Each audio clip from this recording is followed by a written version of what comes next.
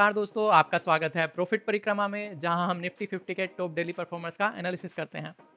आज की रेस में जो स्टॉक सबसे तेज दौड़ा है वो है श्रीराम फाइनेंस लिमिटेड, एक नॉन बैंकिंग फाइनेंशियल कंपनी जिसने फाइनेंस की दुनिया में धूम मचा रखी है। और ये कंपनी हर तरह के फाइनेंस प्रोवाइड करती है, चाहे वो कमर्शियल व्हीकल्स के लोन हो या छोटे बिजनेस लोन हो। ये वही कंपनी है जो आपके ड्रीम्स को सच करने का दावा करती है, पर क्वेश्चन ये है कि क्या इसका स्टॉक भी उतना ही बेनिफिशियल है। तो चलिए आगे बढ़ते हैं और पता करते हैं। आगे बढ़ने से पहले आपको बताते चलूं कि ये वीडियो एजुकेशनल पर्पस के लिए बनाया गया है और आप किसी भी तरह का इन्वेस्टमेंट या ट्रेडिंग करने से पहले अपने फाइनेंशियल एडवाइजर से सलाह ज़रूर लें। और हाँ, इस वीडियो को अंत तक देखें। और इसके अलावा पहले वाली वीडियो जो हमने बनाई थी हीरो मोटोकॉर्प, एनटीपीसी, कोलगेट और नेस्ले के बारे में, उनको भी ज़रूर देखिएगा। अब आते हैं श्रीराम फाइनेंस लिमिटेड के आज के दिन के परफॉर्मेंस की तरफ। और आज के दिन इस स्टॉक ने सॉलिड बूस्ट लिया है। आज के दिन का लो रहा है 3440 रुपये का। और बात करें इसके आज के दिन के हाई की, तो आज के दिन का हाई रहा है 3589 रुपये का, जो इसका 52 वीक की रेंज का भी हाई है। बात करें 52 वीक की रेंज के लो की, तो इसका लो रहा है 1760 रुपये का। और आज के दिन स्टॉक ने क्लोजिंग की है 3574 रुपये पे। और एक दिन में 4.38% ये ऊपर की तरफ चला है। इस स्लाइड में आप इसका इंट्राडे चार्ट भी देख सकते हैं। और आज के दिन ये स्टॉक इन्वेस्टर्स को चौंकाए रखे हुए था। अपनी कीमत में बढ़ोतरी के साथ इसने आज अपना हाई टॉप लगाया है। और मोटा माटी बात करें तो आज के दिन इसने फुल थ्रोटल में अपनी फाइनेंशियल गाड़ी दौड़ाई रखे है। अगर आपने इस स्टॉक को पहले से ट्रैक नहीं किया है तो चलिए अब आपको ध्यान देना चाहिए। और अब देखते हैं इस स्टॉक का हिस्टोरिकल परफॉर्मेंस, क्योंकि हर स्टॉक की असली पहचान उसकी लंबी दौड़ से होती है। पिछले एक हफ्ते में इस स्टॉक ने अच्छी स्पीड दिखाई है और लगभग 9% के रिटर्न्स दिए हुए हैं। एक महीने में 19% के रिटर्न्स के साथ इसने बढ़िया उछाल मारी है और अपने इन्वेस्टर्स के लिए एक अच्छा विनिंग शॉट साबित हुआ है।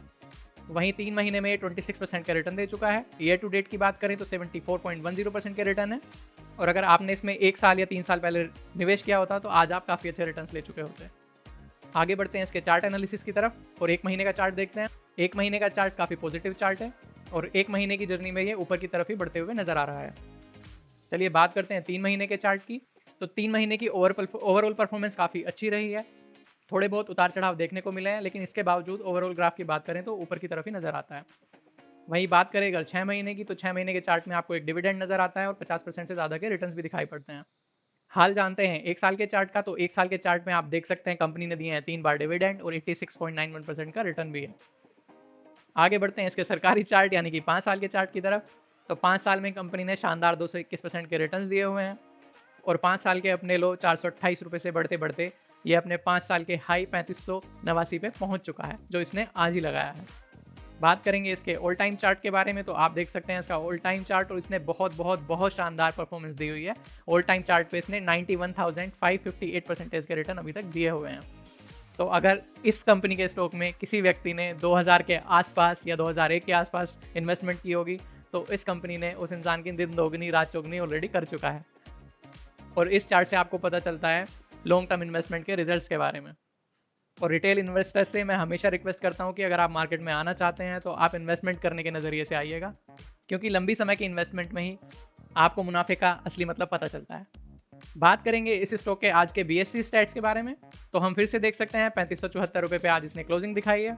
प्रीवियस क्लोज था इसका 3423 रुपये 95 पैसे का। आज का ओपन था 3457 रुपये 10 पैसे का और आज का हाई रहा है BSE के अकॉर्डिंग 3590 रुपये 30 पैसे का।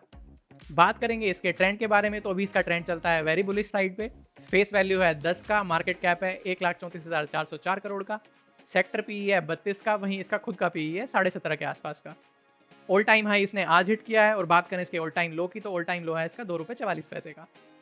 बात करेंगे इसके सीजनलिटी एनालिसिस के बारे में, तो सितंबर महीने में कंपनी ने पिछले 25 में से 15 सालों में पॉजिटिव रिटर्न दिखाए हैं। मैक्सिमम पॉजिटिव रिटर्न रहा है 43% और बात करें एवरेज पॉजिटिव रिटर्न की तो 12% रहा है।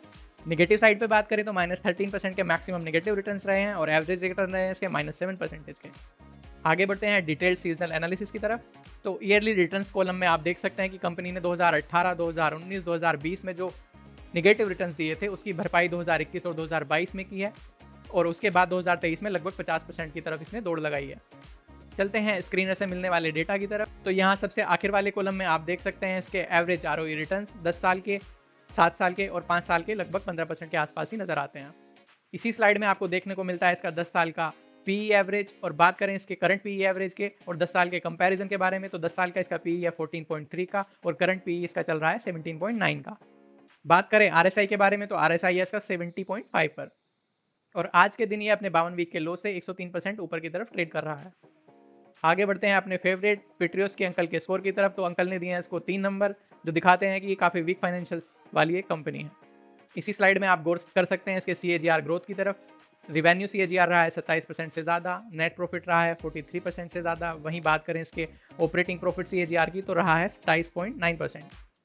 अगर आप जानना चाहते हैं कौन कौन बड़ी मछलियाँ इसमें इन्वेस्टेड हैं, तो पहले नंबर पर आती है गवर्नमेंट ऑफ सिंगापुर, जिसने इसमें स्टेक लिया हुआ है 6.67% का। दूसरे नंबर पर आता है कोटक महिंद्रा ग्रुप 2.76% के साथ। वहीं तीसरे नंबर पर लगभग 1.5% से थोड़ा सा ज़्यादा हिस्सा लिया हुआ है बिरला ग्रुप ने। आगे बढ़ते हैं इन्वेस्टर्स के फेवरेट मुद्दों की तरफ, यानी कि डिविडेंड और राइट्स। तो कंपनी ने हाल ही 23 जुलाई 2024 में फाइनल डिविडेंड दिया था 15 का, और आखिरी राइट्स इशू दिए थे 9 जुलाई 2020 को।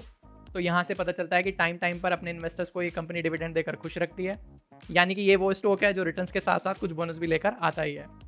बोनस यानी कि डिविडेंड। असली बोनस इशू की बात करें तो इसका कोई रिकॉर्ड अभी तक हमें नहीं मिलता है। बात करेंगे इसके फाइनेंशियल एनालिसिस एंड की मैट्रिक्स के बारे में। तो कंपनी का रिवेन्यू स्टेडिली बढ़ा हुआ है, यानी कि NBFC के रूप में श्रीराम फाइनेंस लिमिटेड अपनी मजबूती बना रहा है।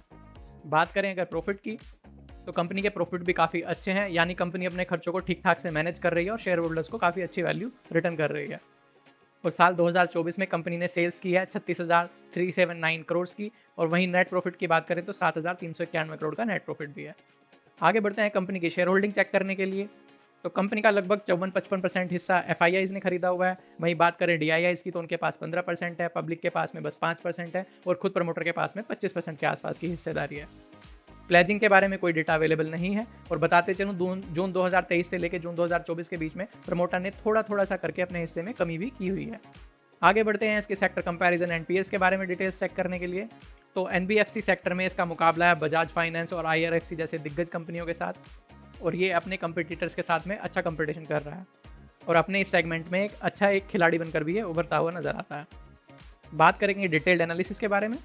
तो यहाँ पर आप मार्केट कैप के हिसाब से देखने को आते हैं तो सबसे ऊपर नंबर आता है बजाज फाइनेंस, फिर इसी ग्रुप की दूसरी कंपनी बजाज फिनसर्व, तीसरे नंबर पर आती है न्यूली लिस्टेड जियो फाइनेंस, और पांचवें नंबर पर आता है अपना श्रीराम फाइनेंस लिमिटेड। और इस स्लाइड में आप चेक कर सकते हैं सारे इंपॉर्टेंट पॉइंट्स, यानी कि 1 महीने का रिटर्न, 3 महीने का रिटर्न, 1 साल का रिटर्न, किस कंपनी का कितना मार्केट कैप है, वैल्यूएशन की बात करें तो ट्रेलिंग पी और फॉरवर्ड पी, और बात करें अगर फंडामेंटल्स की तो आपको डिविडेंड के बारे में पता चलता है, और किस कंपनी का कितना नेट मार्जिन परसेंटेज है वो भी आप यहाँ से चेक कर सकते हैं।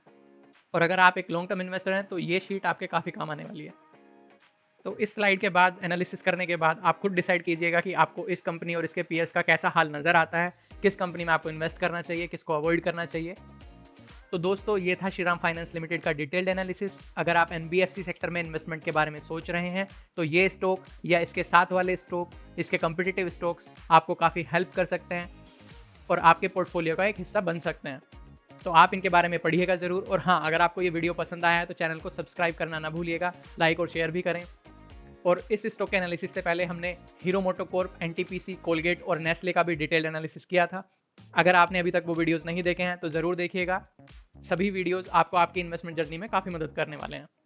अगर आपके पास कोई सवाल है या किसी और स्टॉक का आप एनालिसिस चाहते हैं तो कमेंट करके ज़रूर बताइएगा। मैं कोशिश करूँगा कि आपकी उम्मीदों पर खरा उतरूँ। तब तक के लिए हैप्पी इन्वेस्टिंग।